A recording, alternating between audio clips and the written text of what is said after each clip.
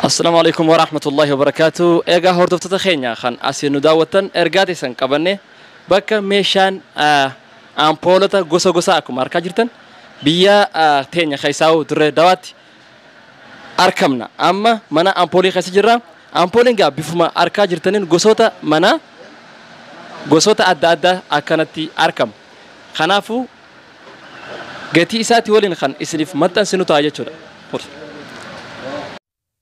Egaa gosoonni lambaadha kan asitti argaa jirtan kun guutuun isaatu karara adda addaati ibsa jechuudha. Hundinuu karara amma arguu jirtan kana malee ni jijjiirama. Hoggaanii fi karara feetan jechuudha. Jijjiirachuu dandeessan. Maaliif jennaan ampoolii durii miti ampoolii moodeela ammaati.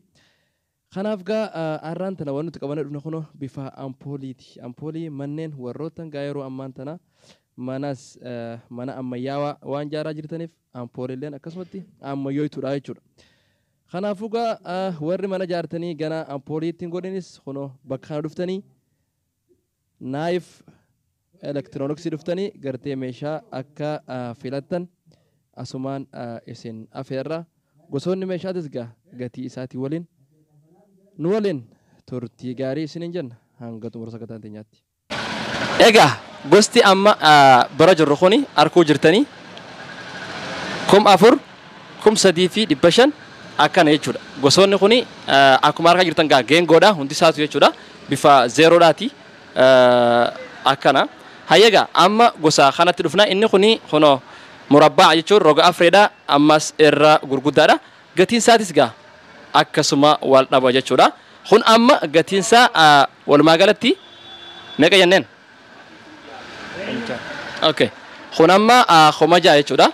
Gatinsa khomaja ga akkuma beekamu ga maallaqa Suudiidha dhibba lama waan hin caalledha. Akkasuma kuno geengoos isa xixiqqaadha. Geengoodha arkuu jirtan gatinsaatis akkuma arkaa jirtan kanatti kun gatinsaa meeqa jettan? 2,200 2,500 akkasit kun jechuudha. Okay. Ayee kanatti adda barra mee gosti kunoo kum takkaa fi 800 2,000 akkasitti wal dhaba jechuudha. 700 okay 800 akkas jechuudha. Hayegaa amma garaa isaa gubbaa kanatti dabarra mee kun gatiin isaa meeqa?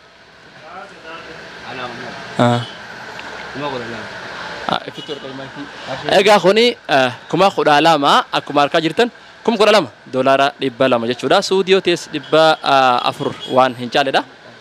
Okay. Kunoo. Kum sagalii fi dhibba shan jechuudha. Okay. Akkasuma ampooliin isa xiqqaa kana.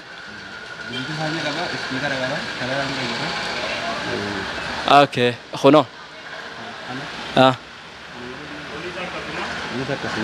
Kuma kudha lama jechuudha.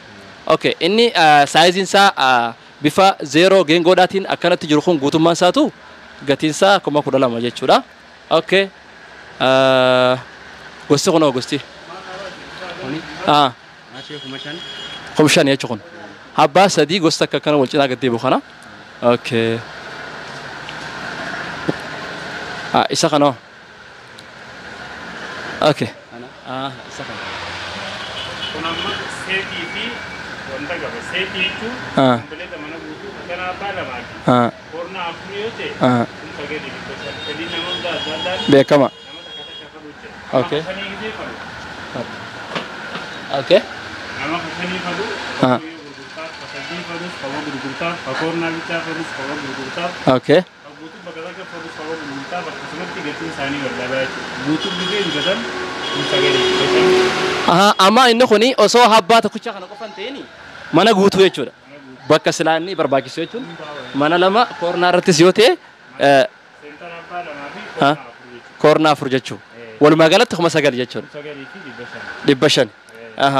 Egaa daawwattoota keenya meeshaan inni kunis amma inni kun gatiin isaa amma akkuma beekamu kuma sagali. Kunis bulutuusa qaba ispiikara qaba. Kun kuma kudha lama. Saayizii qaba kanneen saayizii dhibba shanii jira dhibba afurii jira dhibba jaha jira.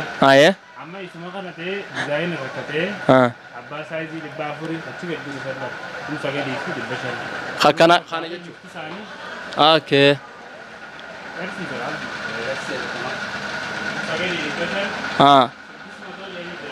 500 kuma kudha afur jechuudha egaa daawwattoota keenya kuno gosti biraatis tashkiila biraatti ni jira mee inni gidaaratti argamu kuno kan xarafa manaatti godhamame kun koornaa irratti jechuudha wajji deema okay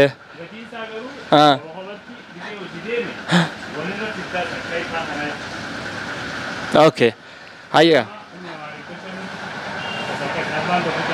abbaan tokkichi qophatti jechuudha okay akkasuma gaa kuno jira aynanni kunis ni jira jechuudha aynanni kunis gootiinsaa gaa akkuma beekamu inni meeshaa manaan itti miidhagsanidha egaa warroottan biyya alaatti teessanii achirraa mana asitti ijaarrachaa jirtan gaa diiyaaspooraadhaaf wanni kuni mana kanatti naayif aywa elektirooniksiin kuni dira dhawaa kooneel irratti argama akkasuma gaa bilbila isaatis as jalatti isiniif maxxansine jechuudha ajajjanii meeshaa gosa feetan argachuu ni dandeessan jechuudha kunneen ampooliin xiqqaan Koti yani kanas. Mana tak kata aja. Korna anggodan, mak korna apa aja. Kajuri mesti. Ya. Korna sistem ni sebagai seni. Ada game rajisi. Ya. Jadi contoh, kan masalah lanjut tu. Jadi sesuatu. Ega dikora jechuudha dikora mana warri mana tolchuu jechuudha dikora keessatti gosoota ati feetetti jechuudha keessatti ifa meetira anneen okay kana jechuudha kalara jira ani jira kanaafuu daawwattoota keenyaa kan asinu daawwattan ajaja keessan qabannee bakka kanatti argamnee jirra egaa naayif elektirooniksiin nu hayyame viidiyoo akka marru nu hayyamu isaatiif hedduu akka isa galatoonfannaa isinilleen meeshaa gosa feetanitti ajajattanii kuno waan lambaa ampoolii fi wantoota barbaachisu guutusaatu ni argattan jechuudha kanaafuu warrootan biyya ambaa jirtan keessaa kan achirraa mana asitti ijaarrachaa jirtan naayif tuubiin bifa kana meeshaa adda addaa alarraa galchee kan isin qophaa'ee isin eegu jirudha dhuftanii akka bitattan asumaan isinitti dhaammanna waan nu daawwattaniif galatooma hanga qophii biraatiin walitti deebinutti nagaan nu turaa isin jenna assalaamu alaykum wa rahmatullahi wa barakaatuh fayyadaman gaafunoo akkanaati yalla shidime mee qargosanii kana jijjiir qotu loon isaa jijjiir ka xarafaa shinne kaa xarafa manaa shiti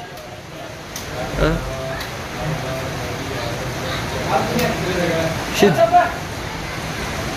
jijjiir kaa waay jijjiir jijjiir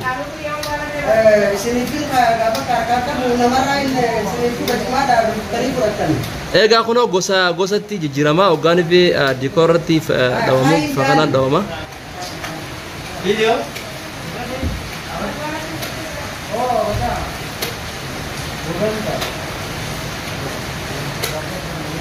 egaa kunoo ifni isaa ifa gosaati bifa kanaan dalagama jechuudha mana jirus.